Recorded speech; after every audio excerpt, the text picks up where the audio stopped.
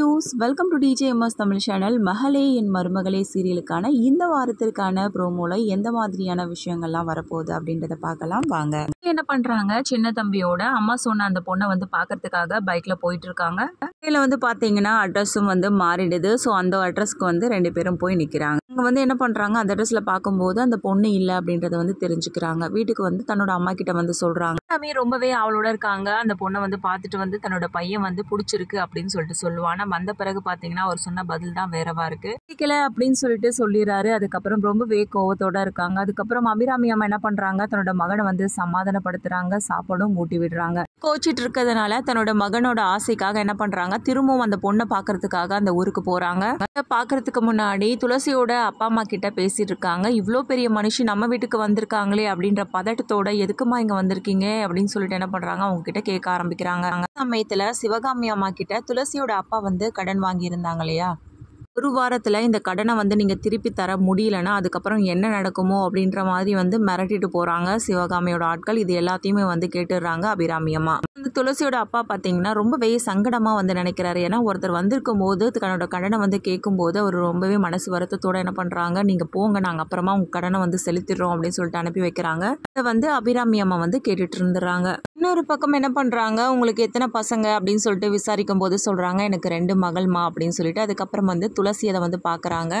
பார்த்ததும் அபிராமி அவங்களுக்கு மனசுக்குள்ள ஒரே சந்தோஷம், நமக்கு பிடிச்ச பொண்ணு தான் நம்ம பையனுக்கும் பிடிச்சிருக்கே அப்படின்னு சொல்லிட்டு ரொம்ப சந்தோஷத்தோட என்ன பண்ணுறாங்க, நான் அதுக்கப்புறமா வரேன் அப்படின்னு சொல்லிட்டு அங்கேருந்து கிளம்பிடுறாங்க. துளசியோட அப்பாவுக்கு ஒன்றுமே புரியல. வந்தாங்க எதையோ சொல்லிட்டு அப்புறமா வரேன்னு சொல்லிட்டு கிளம்பிடுறாங்களே அப்படின்ற ஒரு குழப்பத்தோடவே இருக்காங்க அவங்க. முத்து ரொம்பவே ஃபீல் பண்ணி உட்காந்துட்டே இருக்காங்க. அம்மா போயிருக்காங்க, எந்த முடிவு எடுக்க போகிறாங்களோ தெரியலையே அப்படின்ற கவலையோட உட்காந்துட்டு இருக்காங்க. சின்ன தம்பியும் வந்து ஆறுதலாக வந்து பேசிகிட்டு இருக்காங்க. இன்னொரு பக்கம் தன்னோட அப்பா கிட்டேயும் வந்து ஷேர் பண்ணுறாங்க. பக்கம் முத்துவோட அப்பாவும் பார்த்தீங்கன்னா, முத்துக்கிட்ட நீ கவலைப்படாதடா, உன்னோட அம்மா வந்து உன்னோட ஆசைக்கு வந்து இதுவாக தடையாக இருக்க மாட்டாங்க, உன்னோட ஆசையை கண்டிப்பாக நிறைவேற்றுவாங்க முத்து அப்படின்னு சொல்லிட்டு ஆறுதலாக வந்து பேசிகிட்டு இருக்காங்க. வீட்டுக்கு வந்து நாச்சியம்மா பார்த்தீங்கன்னா எந்த ஒரு பதிலும் சொல்லாமல் இதுக்கான பதில் நாளைக்கு தெரியும் அப்படின்னு சொல்லிட்டு மேலே போயிடுறாங்க. முத்துக்கு ஒரே கன்ஃபியூஷன், என்ன பண்ணுறதுனே ஒன்றுமே புரியல. சமயத்தில் சின்ன தம்பி என்ன பண்ணுறாங்க, முத்துக்கு ஆதரவாக வந்து பேசுகிறாங்க. நீங்கள் கவலைப்படாதீங்க சின்னையா, கண்டிப்பாக அம்மாவுக்கு உங்களுக்கு ஏற்ற விருப்பமான பொண்ணை தான் வந்து கல்யாணம் கட்டி வைப்பாங்க அப்படின்ற மாதிரி வந்து சொல்லிட்டு இருக்காரு. நாள் அபிராமி அம்மா என்ன பண்றாங்க, தன்னோட கணவனோட எங்க போறாங்க, சிவகாமி அம்மா வீட்டுக்கு போறாங்க. இன்னொரு பக்கம் பாத்தீங்கன்னா முத்துவோட வீட்டுக்கு நாள் குறிக்க வந்து ஐயரையும் வந்து வர சொல்லியிருக்காங்க. இன்னொரு பக்கம் இந்த விஷயம் பாத்தீங்கன்னா முத்துவை ரொம்பவே பாதிக்குது. எந்த ஒரு முடிவும் எடுக்காம அதுக்குள்ள ஐயரை வந்து வர சொல்லியிருக்காங்களே அப்படின்ற ஒரு குழப்பத்தோடவே இருக்காரு. என்ன பண்றாங்க, சிவகாமி அம்மா வீட்டுக்குள்ள போனதும் சிவகாமி எப்போதும் போல என்ன பண்றாங்க, ரொம்பவே இதுவா வழி நடத்துறாங்க. சிவகாமி வீட்டுக்காரு வந்து 2 பேரையும் வந்து உள்ள கூப்பிடுறாரு. என்ன விஷயமா வந்திருக்கீங்க, வந்த விஷயத்த சொல்லுங்க அப்படின்னு சொல்லிட்டு சிவகாமி கேட்க, துளசியோட அப்பா பேரை சொன்ன அபிராமி அம்மா அவங்க எவ்வளோ லட்ச ரூபாய் கடன் வாங்கியிருக்காங்கன்னு எனக்கு தெரியாது, ஆனால் அது எல்லாத்துக்கும் சேர்த்து வட்டியும் முதலமா 10 லட்ச ரூபாய் இதில் இருக்கு அப்படின்னு சொல்லிட்டு அவங்க கிட்ட வந்து கொடுக்குறாங்க. அவங்க தானே என்கிட்ட கடன் வாங்கியிருந்தாங்க, நீங்க எதுக்காக கொடுக்குறீங்க அப்படின்னு சொல்லிட்டு சிவகாமி அம்மா கேட்கும்போது அவங்களுக்கு தேவையில்லாத விஷயம், அதனால இந்த பணத்தை வாங்கிக்கோங்க அப்படின்னு சொல்லிட்டு கொடுக்குறாங்க. அதுக்கப்புறம் அவங்க வீட்டுக்காரர் சொல்றதன் மூலியமா வாங்கிடுறாங்க அந்த பணத்தை.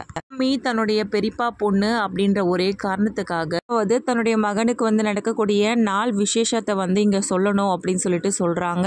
தேதியில பண்றோம், நீங்க வந்துடுங்க அப்படின்னு சொல்லிட்டு அவங்க கிட்ட சொல்லிட்டு அதுக்கப்புறமா எந்த இடத்துக்கு அபிராமி கூட்டிட்டு போறாங்கன்னு பாத்தீங்கன்னா துளசியோட வீட்டுக்கு.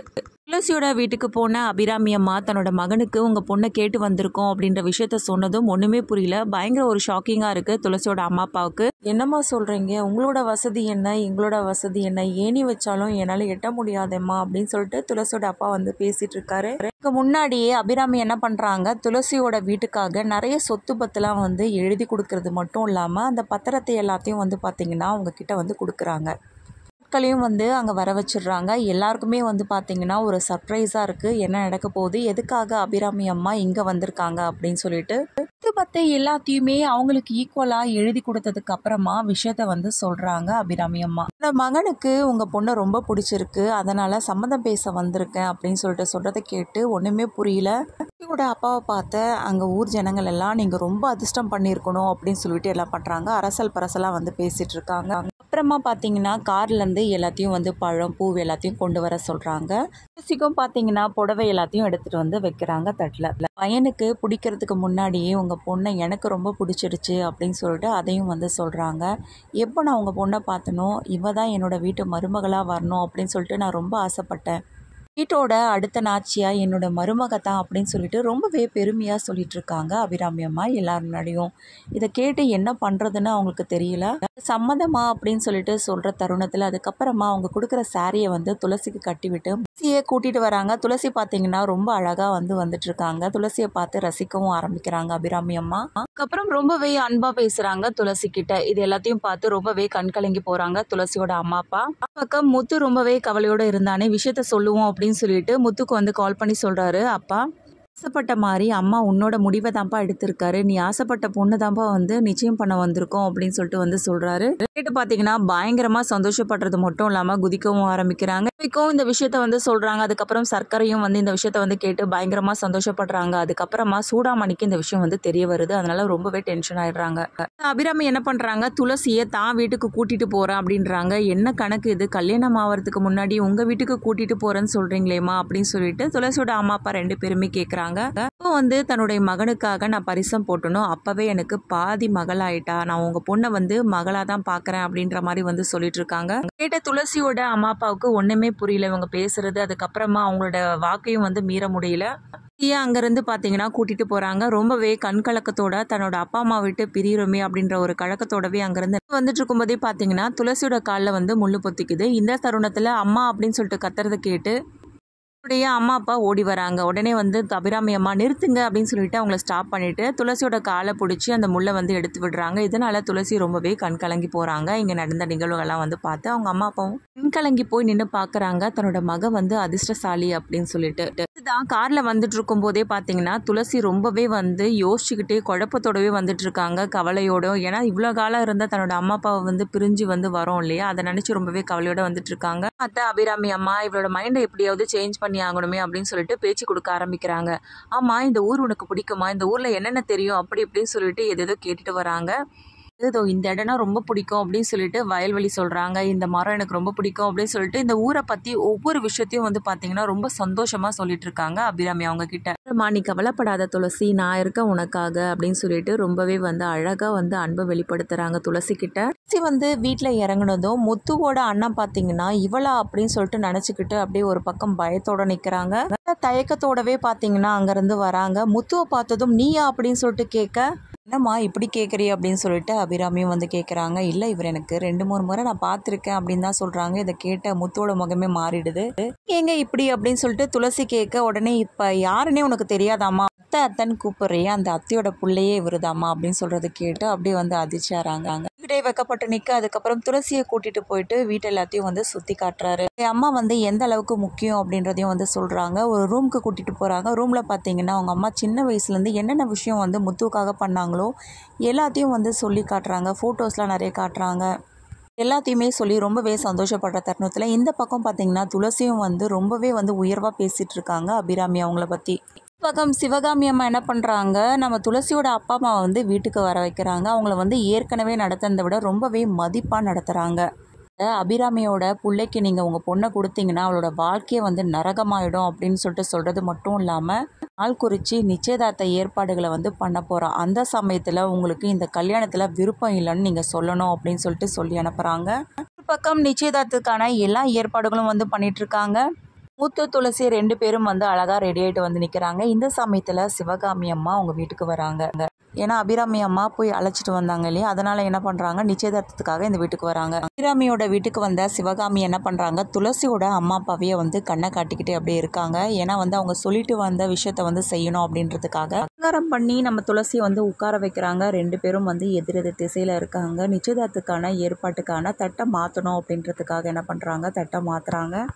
அம்மா அப்பா நம்ம சொல்லியும் வந்து எதையும் சொல்லலையே அப்படின்னு சொல்லிட்டு, ஒரு நிமிஷம் நிறுத்துங்க அப்படின்னு சொல்லிட்டு சிவகாமி சொல்ல அப்படின்னு சொல்லிட்டு ரொம்பவே கோபத்தோட அபிராமியும் கேட்க, வீட்டு சைடில் கல்யாணத்திலே விருப்பம் இல்லாது எப்படி நீங்கள் வந்து இதை வந்து முடிவு பண்ணலாம் அப்படின்னு சொல்லிட்டு சொல்கிறாங்க. இதை கேட்டு பார்த்தீங்கன்னா ரொம்பவே அதிர்ச்சியாகி போய் நிற்கிறாங்க.